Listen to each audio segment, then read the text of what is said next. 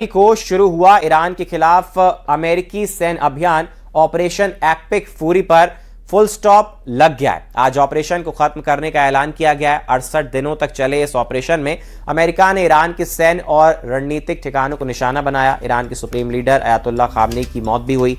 अब अमेरिका कूटनीतिक समाधान की ओर बढ़ने के संकेत दे रहा है, जिससे क्षेत्र में तनाव कम होने की उम्मीद जताई जा रही है।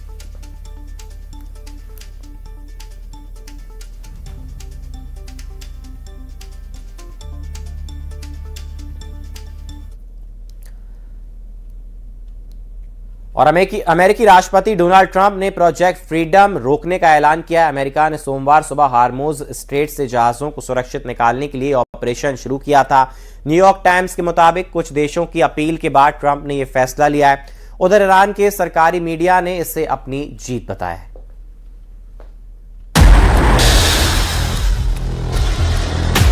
क्या पश्चिम एशिया में अमेरिका के कदम लड़खड़ा गए हैं? क्या हॉर्मुज स्ट्रेट में अमेरिका की ताकत कम हो गई है? क्या हॉर्मुज स्ट्रेट का नया बॉस ईरान की सेना बन गई है? ये सवाल इसलिए उठ रहे हैं क्योंकि अमेरिकी राष्ट्रपति डोनाल्ड ट्रंप ने 48 घंटे में हॉर्मुज स्ट्रेट में अमेरिकी नौसेना के प्रोजेक्ट फ्रीडम को रोक दिया। यानी जिस इलाके से दुनिया का 20% तेल गुजरता है, जिस समंदर पर अमेरिका अपने प्रभुत्व का दावा करता हो, उसी हॉर्मुज से वो बोरिया बिस्तर बांधकर जाने की तैयारी में नजर आ रहा है। मतलब ये कि जहां बारूद की गंध थी, अमेरिका के नियंत्रण का दावा था, वहां पर ट्रंप का अहम मिशन प्रोजेक्ट फ्रीडम रुक गया है। ये वो मिशन था जिसके तहत 23,000 नाविकों को निकालने का प्लान था। ईरानी ड्रोन हमलों और मिसाइलों से मालवाहक जहाजों की रक्षा करना था। उस प्रोजेक्ट को व्हाइट हाउस ने खुद ही पॉज कर दिया। There's no shooting unless we're shot at first. Okay, we're not attacking them. But if they're attacking us, or they're attacking a ship, you need to respond to that. You're not going to let some fast boat come up on a ship and shoot it up. We're going to respond to it, and we've been successful at it. I don't know what the exact number is, but I know a number of those fast boats have now been targeted, and will continue to be if they pose a threat to our forces. We'll shoot down drones, we'll shoot down missiles, but it's defensive in nature. This is defensive. Hormuz strait में Iran शुरू से ही अपने कब्जे का दावा करता रहा है। उधर अमेरिकी सेना भी समंदर के इस कॉर्नर पर अपने कंट्रोल का दावा कर रहा था। लेकिन ग्राउंड लेवल पर ईरान की सेना हावी नजर आ रही है, क्योंकि जिस हॉर्मुज स्ट्रेट से रोजाना 130 जहाज निकलते थे, उसी समंदर में जब से ट्रंप का प्रोजेक्ट फ्रीडम चला है, तब से 2 दिन में सिर्फ 3 जहाज निकल पाए हैं। प्रोजेक्ट फ्रीडम पर ब्रेक लगाने के पीछे एक और वजह ये हो सकती है कि हॉर्मुज में समंदर की गहराइयों में ईरान ने बारूदी सुरंगें बिछा रखा है। इसके साथ ही किनारे के इलाकों में ईरानी मिसाइलें जहाजों का गाल बनकर तैनात हैं। ईरान के इस एक्शन से साफ है कि बिना IRGC की इजाजत के एक भी तेल टैंकर का निकलना मुमकिन नहीं है। इस बीच अमेरिकी विदेश मंत्री मार्को रूबियो ने ऑपरेशन एपिक फ्यूरी खत्म करने का भी ऐलान कर दिया। Fury is concluded. We achieved the objectives of that operation. I'm not going to, we're not cheering for an additional situation to occur. We would prefer the path of peace. What the president would prefer is a deal. He would prefer to sit down. क्या Trump ने Iran को एक golden bridge दिया है, यानी पीछे हटने का रास्ता, ताकि ईरान एक फाइनल डील पर दस्तखत कर दे? लेकिन इससे उलट ईरान अमेरिका के इस फैसले को अपनी जीत बता रहा है और खुद को हॉर्मुज स्ट्रेट के बॉस के रूप में देख रहा है। हॉर्मुज स्ट्रेट के नए नक्शों को लेकर ईरान का साफ और स्पष्ट मैसेज है। वो ये कि जो भी जहाज इस जोन से गुजरेगा, उसे उसके नियमों का पालन करना ही होगा।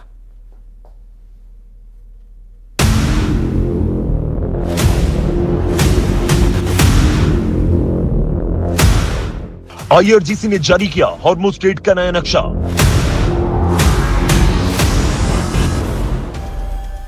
हॉर्मुज स्ट्रेट के नए नक्शे से युद्ध की आहट।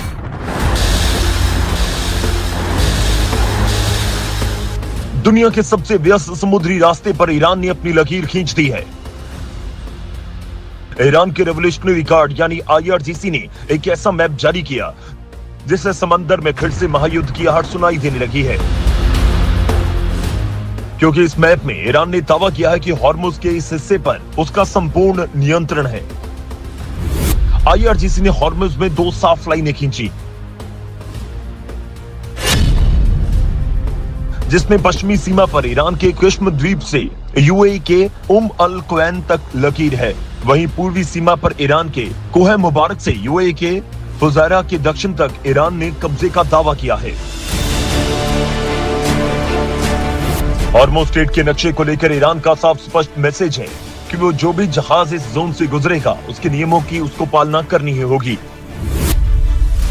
ईरान ने हॉर्मुज का यह नया मैप ऐसे समय में जारी किया जब अमेरिका के साथ उसका संघर्ष फिर से शुरू हो गया।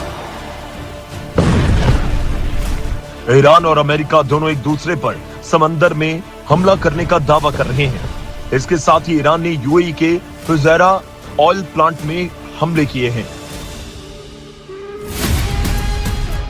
हालांकि इससे पहले अमेरिकी राष्ट्रपति डोनाल्ड ट्रंप भी हॉर्मुज का नया नक्शा जारी करते हुए उसका नाम स्ट्रेट ऑफ ट्रंप रख चुके हैं। इस बीच अमेरिकी राष्ट्रपति डोनाल्ड ट्रंप ने प्रोजेक्ट फ्रीडम के तहत ईरान की 7 छोटी नावों को निशाना बनाने का दावा किया। अमेरिकी नौसेना ने MH-60 सी हॉक और आर्मी की AH-64 अपाचे हेलीकॉप्टर से कार्रवाई करते हुए ईरान की 7 छोटी नावों को नष्ट कर दिया।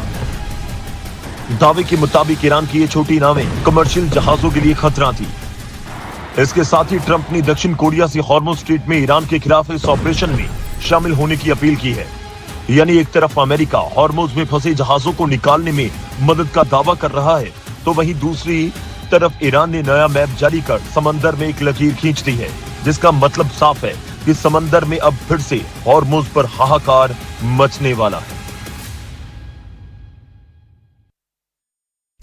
और लेबनान में इजराइल की टेंशनें बढ़ी हैं। हिजबुल्लाह के ताबड़तोड़ ड्रोन हमले देखने को मिले। साउथ लेबनान में इजरायली सेना पर हमले हुए हैं।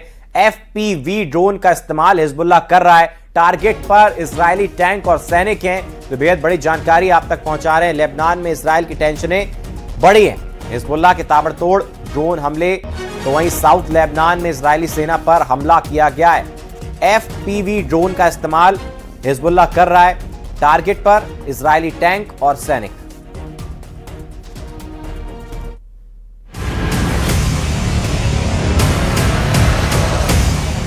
इजराइल के आसमान में उड़ते बारूदी परिंदों ने नेतन्याहू की फौज की नींद उड़ा दी है।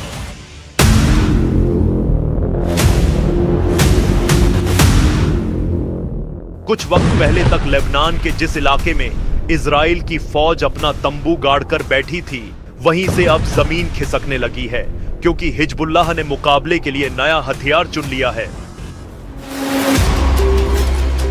जिसका तोड़ फिलहाल इजराइल के पास भी नहीं। बड़े बड़े हथियारों को जमींदोज करने वाली इजरायली आर्मी की नाक में हिजबुल्लाह के फर्स्ट पर्सन व्यू यानी FPV ड्रोन ने दम किया हुआ है। ना हमले का पैटर्न समझ में आ रहा है और ना ही इसकी गार्ड। आलम यह है कि हिजबुल्लाह के ड्रोन चुपचाप से आते हैं और इजरायली सेना के ठिकानों पर बारूद बनकर गिरने लगते हैं।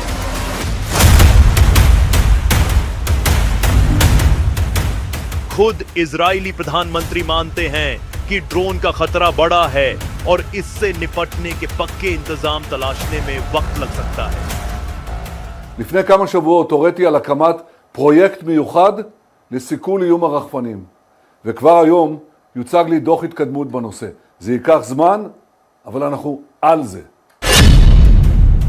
FPV ड्रोन की सबसे बड़ी मुश्किल ये है कि इनको ट्रैक करना या जाम करना लगभग नामुमकिन है, क्योंकि ये फाइबर ऑप्टिक केबलों के जरिए ऑन-परेट होते हैं और दुश्मन को तभी हमले का एहसास होता है जब या तो ये दिखाई देने लगे या फिर सुनाई, यानी आखिरी वक्त तक इन ड्रोन की चाल सीक्रेट ही रहती है और इसके खिलाफ रिस्पॉन्स टाइम ना के बराबर रहता है।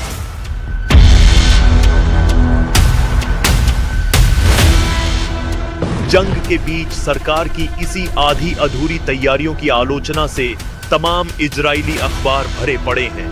हर कोई सवाल पूछ रहा है कि जब लेबनान में घुसकर इतना बड़ा ऑपरेशन छेड़ दिया तो फिर इस ड्रोन की काट पहले क्यों नहीं तलाश पाए? क्योंकि इसकी वजह से ना सिर्फ इजरायली फौज खतरे में है, बल्कि बफर जोन के मास्टर प्लान पर भी संकट के बादल दिख रहे हैं। लेबनान के अंदर जहां से इजराइल अपना सेफ सिक्योरिटी जोन मानकर हिजबुल्लाह को टारगेट कर रहा है, वहीं पर अब इजरायली फौज खुद निशाने पर आ गई है। एक्सपर्ट मानते हैं कि दशकों की लड़ाई के तजुर्बे वाले इजराइल को इस खतरे को पहले ही भांप लेना चाहिए था।